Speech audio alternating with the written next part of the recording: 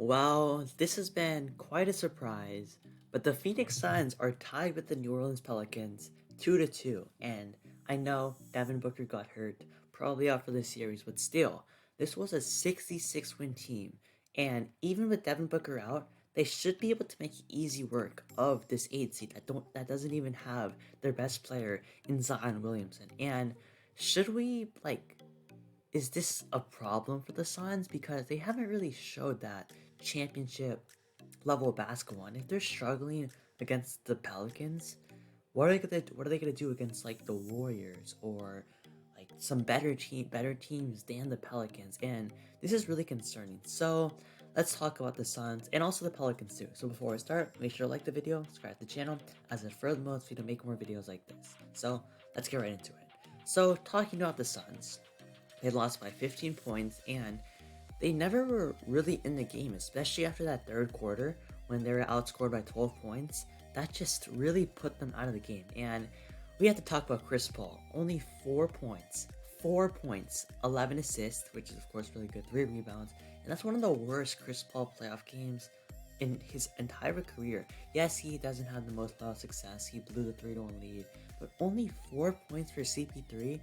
That's just not acceptable. And we saw Chris Paul dominate in Game 3, taking over the game. I think he had like 20 something of the last 30 points for the Suns in the fourth quarter. And we know Chris Paul can take over a game, but sometimes it seems like in the first 3 quarters, Chris Paul is just being a little bit passive and then takes over in the fourth. But when you don't take over in the fourth, that's when it looks bad. I think Chris Paul didn't score in the last 3 quarters. Now, I'm not completely sure if that's true, but I heard someone say that. His passing still is solid because, I mean, he's Chris Paul, but 4 points, just not really being that aggressive player. Yes, we know he can take over a game, but today just wasn't there. And even with DeAndre Ayton, he's been really good, especially after Game 3 where he put up 28 and 17.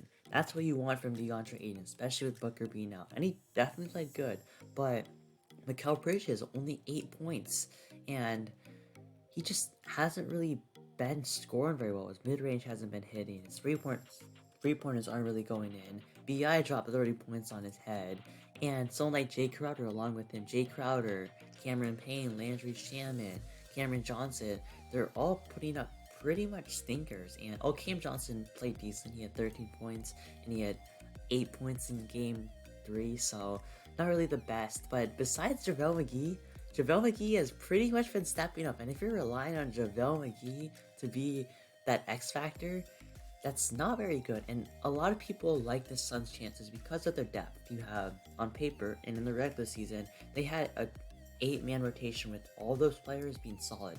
9 if you add Torrey Craig. And so far, just hasn't really been there. I mean, Chris Paul, of course, he's still good. I mean, he took over Game 3. He's been solid the whole series, except this one game. DeAndre Ayton stepping up.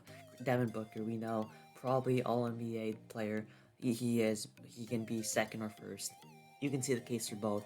But overall, they just haven't really been there, and it hasn't looked very good. I mean, the Pelicans defense, they're just such a scrappy team. And transitioning to the Pelicans, what a win. I mean, they wanted this win more than the Suns, and that's just what it looked like. Brandon Ingram, 35 and 4. Jonas Valanciunas, 26 and 15. CJ, 18. Herb Jones, 13. Jose Alvarado, everyone's favorite. Jose Alvarado got a couple steals on Chris Paul, 5 points. Just that scrappy player that it's just always gonna work.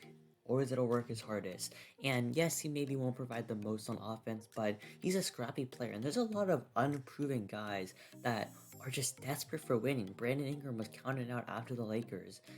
Jonas Valanciunas, I mean, he's been underrated for a long time. CJ was told him he was really undersized as when he was younger, and a lot of people told him that him and Dame doesn't work. Herb Jones, an undrafted player. Larry Nance, traded a couple times this season. Jose Alvarado, undrafted player. Devontae Graham, second round pick. Trey Murphy, late first round pick. And that's what you really want to see from this young team, fighting, giving it their all. And I would love to see what this team looks like when Zion comes back, because you pretty much have Jackson Hayes as your forward, and Zion Williamson and Jackson Hayes, that's a very big difference, obviously. And having that another score, and if you can keep this flow, having Jonas Valanciunas still play well, having gritty to players like Herb Jones, Jose Alvarado, and Herb Jones, man, he's been impressive, especially on his defense. And hopefully Zion, I'm pretty sure he won't come back. I mean, he's been doing like windmill dunk like it's nothing. So Zion is just such an interesting case. But in this series, if the Pelicans win this is gonna be so surprising, and what a disappointment for the Suns. Now, I'm not counting the Suns out, no doubt. And this is, yes, troublesome, but they are the best team in the NBA for a reason. I don't expect Cam Johnson, Jay Crowder, Mikal Bridges, and then Cameron Payne. I'm pretty sure they're shooting like 15% from three together. And in the regular season, they all shot around, I think, 37%. Over that, Mikal was like a 40% shooter. Cam Johnson, I think, I'm not completely sure about his three-point percentage, but they were knockdown shooters, and I don't expect that to occur. I don't expect Chris Paul to score 4 points. And it's just maybe one guy that they need to step up. In the win against the Pelicans, they had, I mean, JaVale McGee, I mean, still Cam Johnson, Cameron Payne didn't play very good.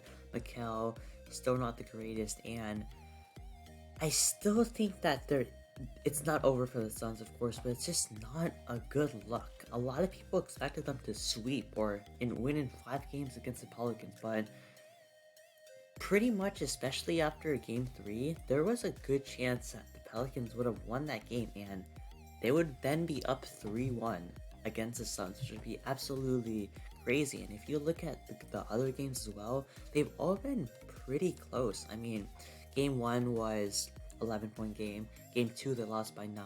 Game 3, they only won by 3, and they lost by 15 in game 4. That's not really a dominant victory that you want. And Devin Booker, of course, a main part of this team. He is the best player on this team, in my opinion, and I'm pretty sure a lot of people can agree with that. But still, you are the first seed for a reason. And Monty Williams, I mean, he's still been he's still a good coach, and he can't really control that. His players aren't really making their shots. Chris Paul, I think he can still turn it around. But the Suns team, they have to look as dominant as they did in the regular season. I mean, their shots just aren't falling. It's good to see DeAndre Ayton step up as someone who is being more dominant around the paints, just grabbing rebounds, using his athleticism. But he isn't going to be enough, especially with Booker out. They're going to need at least someone to step up. Last playoffs, they had Mikal step up, Cameron Payne stepped up, and they're going to need one of those guys to at least play solid, at least put up double digits, and that just hasn't been what's going on so far. And I still personally would take the Suns. I mean, if they just hit a couple more of their shots, they're way better than the Pelicans, and they're way more talented. But the Pelicans have the grit that you want from a young team that's really troubling the Suns. I mean, they're pressing so hard, and they're really frustrating a lot of the people on the Suns. And you can see that the mental side of this whole series hasn't really been very well for the Suns, and I really want to see. I mean, tomorrow will be game 5, probably the most pivotal game, because if you win game 5, there's a much better chance that you're going to win the series. Now, of course, game 7 is the most important, but I would say game 5 has a case to be just so essential, and that can really change everything for this team. Now, I don't expect them to play this bad. I think they're going to turn it around, but we'll see, and it definitely isn't a good look for the Suns. So that's going to be my thoughts about the Suns. Make sure to like the video, subscribe to the channel, comment down your thoughts about the Suns. Are they legit? Is this a real problem? Can the Pelicans actually put up a good fight?